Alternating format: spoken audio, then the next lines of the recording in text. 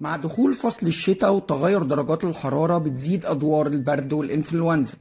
وإحدى الأسباب الرئيسية لزيادة الأدوار ديت هو التقفيل الزيادة.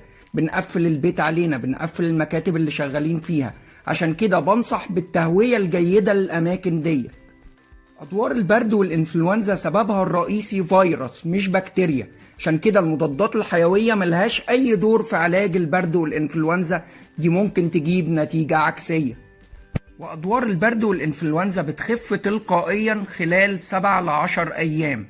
والهدف الرئيسي من العلاج إن احنا نخفف الأعراض زي احتقان الزور، زي الكحة، زي الرشح، زي البلغم، زي الصداع، زي تكسيرة الجسم. لاحتقان الزور بنشرب يوميا على الأقل 2 لتر مية. والمية كمان ليها دور كبير في تخفيف أعراض البلغم والكحة. وكمان نقدر نستعمل استحلاب زي لاري برو أقراص، بناخد قرص استحلاب كل ساعة. كمان نقدر نغرغر بمية بملح، ودي بنعملها عن طريق ان احنا بنغلي مية وبعد كده بناخد كوباية مية ونسيبها تبرد ونضيف عليها معلقة صغيرة ملح، ندوبها كويس ونستعملها كغرغرة. لاحتقان الجيوب الأنفية نقدر نستعمل بخاخات مية بحر، ودي موجودة في كل الصيدليات، وفي منها للكبار وكمان للأطفال.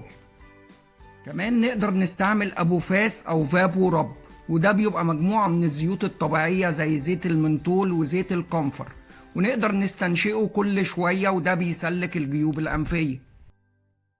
وبالنسبة للكحة طبعا قلنا الدور بتاع المية. كمان نشرب سوائل دافية كتير، خاصة مشروب اليانسون، مشروب التليو، مشروب الجنزبيل بالقرفة. وللكحة برضو وتقوية جهاز المناعة ننصح ناخد عسل أبيض معلقة كبيرة الصبح ومعلقة كبيرة بالليل، ده أقوى حاجة لتقوية جهاز المناعة وأقوى مضاد للكحة. للصداع نقدر نستعمل بنادول اكسترا، وده بيكون قرصين عند اللزوم. برضو ممكن نستعمل أقراص زي بايبروفينيد أو بروفين. وبالنسبة للأطفال يستعملوا ستال شراب. ولتقوية المناعة بيتشرب عصير ليمون أو عصير برتقان بالجزر، دول مليانين فيتامين سي وفيتامين اي. ومن المأكولات عندنا السوداني وعندنا كمان البطاطا، ودول متوفرين بكميات كبيرة خلال فصل الشتاء. مننساش الدور بتاع التغذية الجيدة والدور الكبير للبن والبيض واللحوم أثناء فترة المرض. اوعى تفوت أي وجبة لأن ده هيخلي المرض يطول، يعني لازم تفطر وتتغدى وتتعشى. وجزء مهم جدا من العلاج هو الراحة التامة. الأقل هتنام من 8 ل 10 ساعات يوميا، وبلاش تخرج بره البيت.